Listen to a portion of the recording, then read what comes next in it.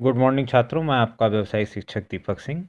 और pre board के paper में प्री बोर्ड एग्ज़ाम हम लोग को कक्षा 12 वालों को भी देना है, और जो 11 के हैं छमाही में। मैंने पिछले वीडियो में आपको एक पेपर दिया है रेडियो टीवी का, तो उसमें पेपर 1 को कवर किया है क्लास 11 से 12 से दोनों। तो प्री बोर्ड का आपका इम्पोर्टेंट क्वेश्चन हो गया है, क्योंकि इस बार पेपर ऑब्जेक्टिव रहेंगे, बहुविकल्पी रहेंगे। पेपर में रोज़ निकल ही रहा है, तो उस हिसाब से अगर आप अपनी तैयारी करें तो ज़्यादा अच्छा है। तो इसी में थोड़ा सा सब्जेक्ट को बदलते हुए मैंने एक सामान्य आधारित विषय का भी एक ले लिया। ये 100 नंबर का आपका क्वेश्चन होता है इसके अंदर, और 25-26 क्वेश्चन रहते हैं, जो कि आपका जैसा आप देख रहे हैं कि पर्यावरण, शिक्षा और ग्रामीण विकास से, और उद्यमता का विकास, मतलब आप अपना विकास कैसे करेंगे इस पर। तो ये कक्षा 12 की बुक से, और यही चीज़ कक्षा 11 की चीज़ बुक से 100 अंक का प्रश्न होता है। तो ये 100 अंक आपको बड़े आसानी से 60-70 नंबर दिला देता है। इसके अंदर आपको पर्यावरण, ग्रामीण विकास और उद्यम का विकास लिखना है। इस पर मैंने वीडियोस बनाए भी हैं और आपने सुने भी हैं, और उसको अगर आप आगे देखें तो मैं इसमें इस बार नए ढंग से थोड़ा सा क्वेश्चन पेपर इसी के क्वेश्चंस में लेके चलता हूँ।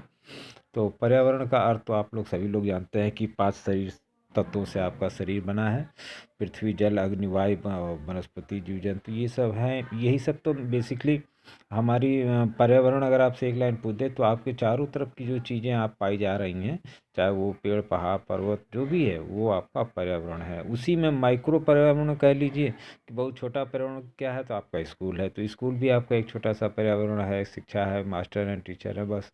तो एक छोटा सा पर्यावरण। घर भी आपका एक छोटा सा पर्यावरण है, जहाँ पर आप तमाम तरह की चीज़ें माता पिता से सीखते हैं।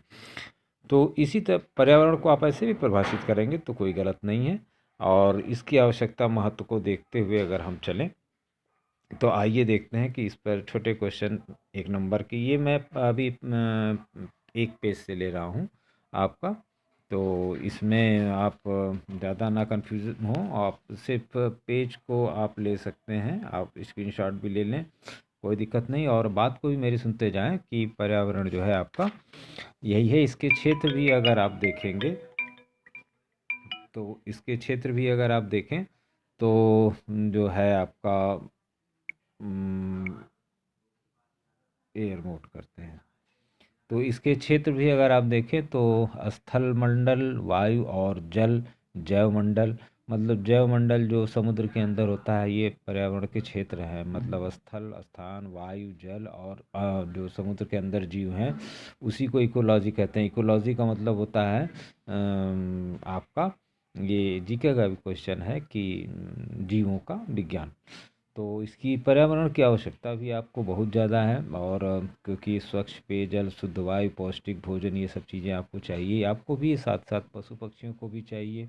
और वायुमंडल में 21% ऑक्सीजन, 78% नाइट्रोजन है, और शेष में आप जो 1% में ही आपका बाकी बचा कुचा है जो है। और पर्यावरण का मानव जीवन पर बहुत ही प्रभाव पड़ता है, और जल राशियों पर प्रभाव पड़ता है, और पठार में भी, और हर जगह इसका पर्यावरण का प्रभाव है। और इसके अगर प्रकार आपको पूछता है तो 2 ही प्रकार के हैं, भौतिक और सांस्कृतिक, या मानव निर्मित। या तो भगवान ने बनाया या तो आपने बनाया, 2 ही चीज़ें पे। आपने वही गाड़ी बनाई है, भगवान ने झील, नदी बना दी है।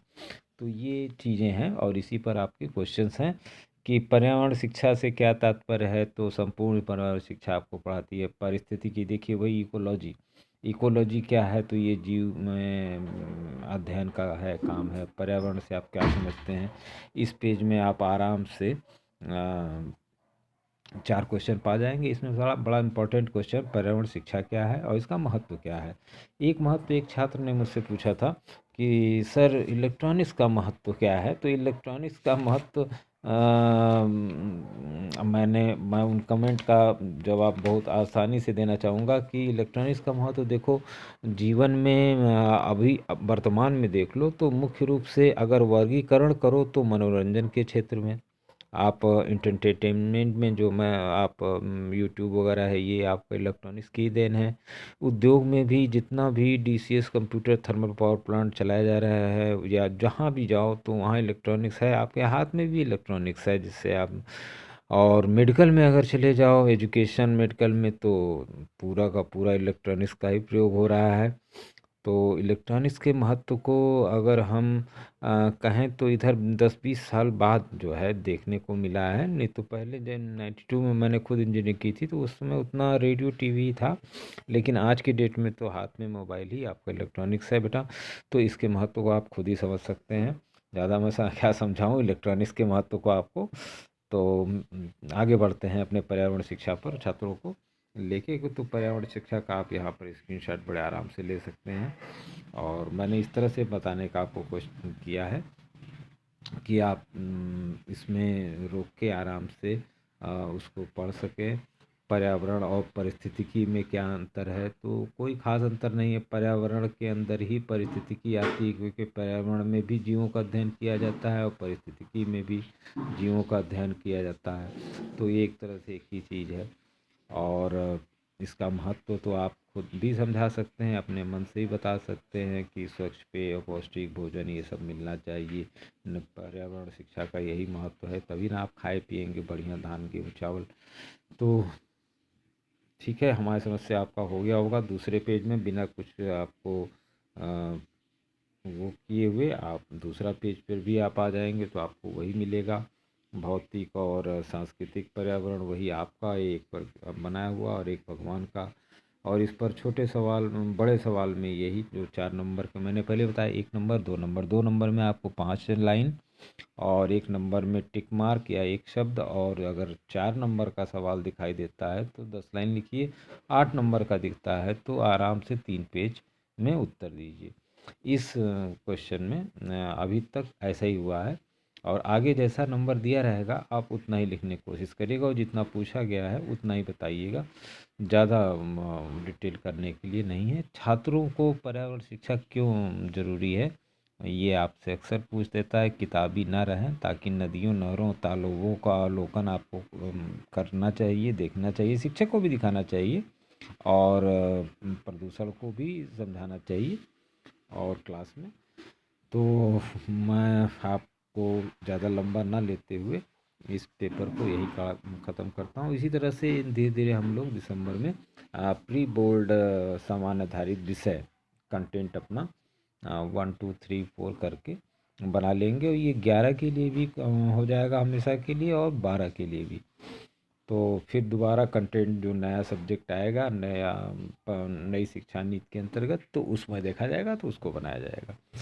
और मेनी मेनी थैंक्स छात्रों। और थोड़ा सा अगर आप सुने देखें, क्योंकि बनाया मैंने आप ही के लिए है, तो आप थोड़ा सा सुने समझे।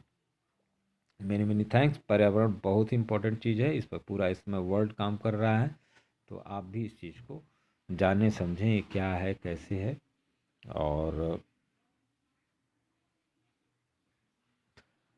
Many many thanks. आपका दीपक सिंह, दोस्त और साथ ही साथ आपका शिक्षक।